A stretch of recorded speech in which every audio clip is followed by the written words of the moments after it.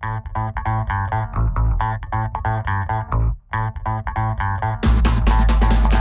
este tercer vídeo estudiaremos las condiciones y la estereoquímica de la sustitución nucleofílica.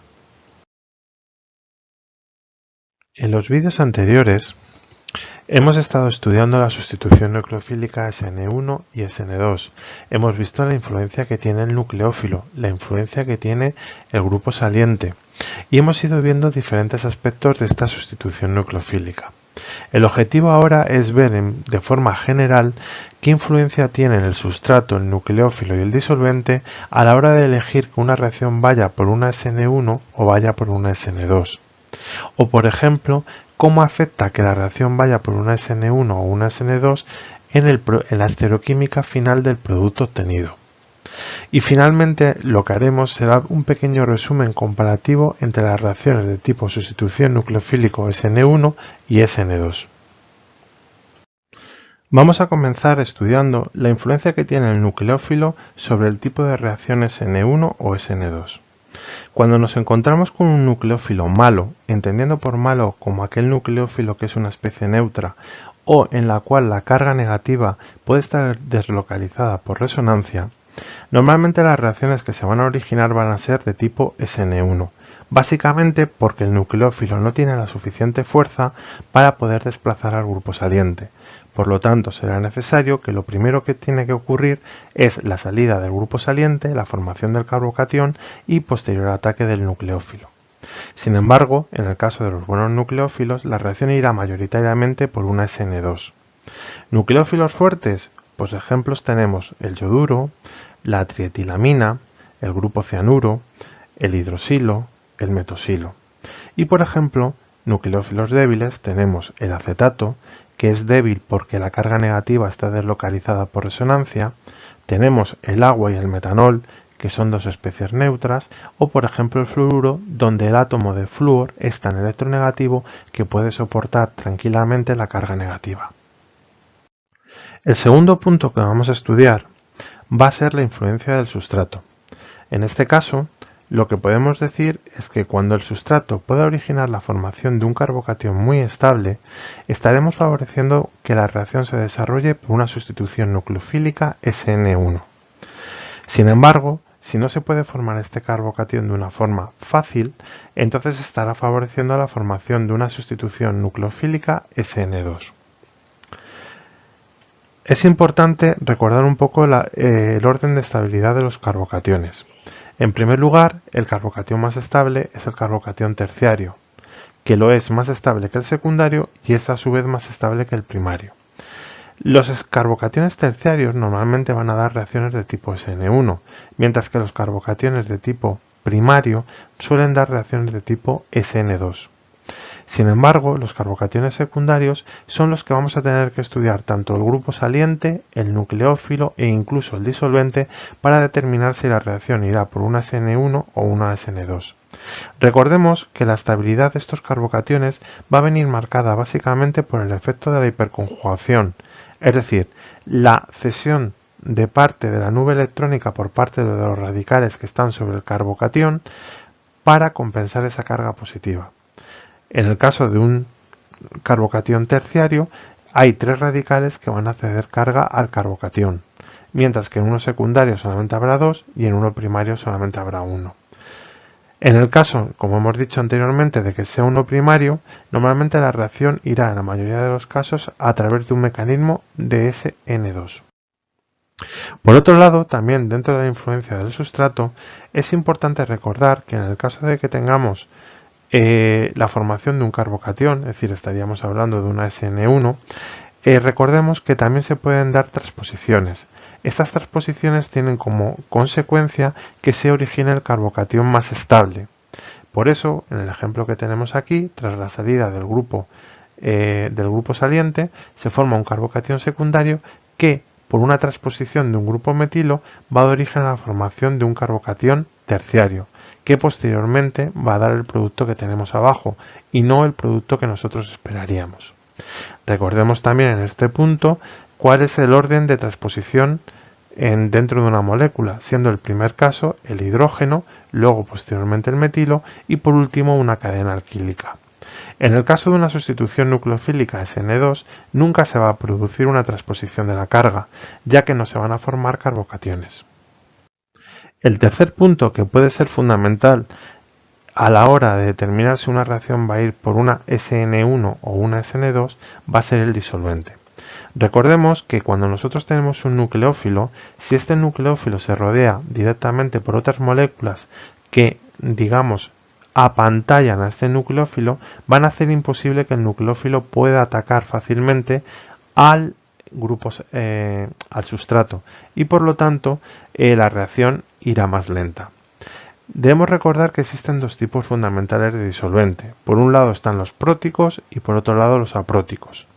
Los próticos son aquellos que tienen hidrógenos unidos a oxígeno o nitrógeno y que van a formar enlaces puente de hidrógeno con el nucleófilo. ¿Esto que va a originar? Una solvatación muy fuerte del nucleófilo y van a hacer que las reacciones se ralenticen. Sin embargo, los disolventes próticos no tienen hidrógenos unidos a oxígenos o nitrógenos y por ello no van a dar origen a la formación de enlaces puentes de hidrógeno. La solvatación va a ser débil y las reacciones van a ser aceleradas. Aquí podemos ver algunos ejemplos de disolventes próticos y disolventes apróticos. Entre los disolventes próticos tenemos el agua o los alcoholes en general.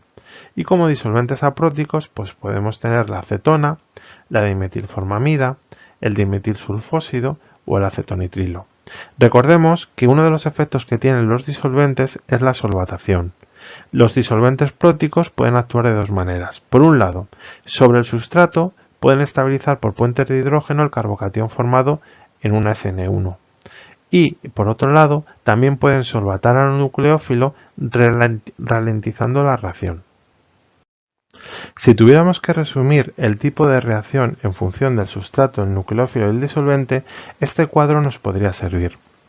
Cuando nosotros nos encontramos con un grupo saliente sobre un grupo metilo o sobre un carbono primario, nunca vamos a ver una reacción de sustitución nucleofílica SN1. Siempre van a ser reacciones de tipo SN2. Ojo, en estos casos las reacciones irán muy rápidas siempre y cuando el nucleófilo sea bueno y el grupo saliente también lo sea. Por otro lado, también hay que tener en cuenta que cuando tenemos un sustituyente sobre un carbono primario, pero está ramificado en la posición vecina, posiblemente lo que se va a originar no sea una sustitución nucleofílica SN2, sino lo que se origine sea prácticamente una eliminación E2. Por otro lado, en el caso de los carbonos secundarios, es decir, en los cuales el grupo saliente está sobre un carbono secundario, tanto en la SN1 o en la SN2 van a ser reacciones lentas. ¿Cómo se van a acelerar las reacciones SN1? Se acelerarán con un buen grupo saliente y en disolventes próticos. Y sin embargo, las SN2 se acelerarán cuando haya una alta concentración de un buen nucleófilo y en disolventes apróticos. Por último, en carbonos que tienen o en grupos salientes que están sobre un carbono terciario, la reacción será muy rápida, sobre todo si se da en disolventes polares próticos y con buenos grupos salientes. Y nunca se va a ver, o es extremadamente lenta o prácticamente no va a existir, una sustitución nucleofílica SN2. Finalmente, es importante también estudiar la estereoquímica del producto final en función de si la reacción va a ser una sustitución nucleofílica SN1 o SN2. En el caso de las SN1, como ya sabemos, la salida del grupo saliente lo que va a originar la formación de un carbocatión. Sobre este carbocatión se va a producir la entrada del nucleófilo y normalmente lo que se va a originar es una mezcla de enantiómeros. ¿Por qué se produce esta mezcla de enantiómeros? Básicamente por la siguiente razón. Cuando nosotros tenemos la estructura de carbocatión, el carbocatión es plano. En este carbocatión existe un orbital p vacío al cual va a atacar el nucleófilo, en este caso el metanol, y lo podrá hacer o bien por arriba o bien por abajo. Por lo tanto, lo que va a originar es la formación de mezclas de enantiómeros o lo que se denomina también racémicos.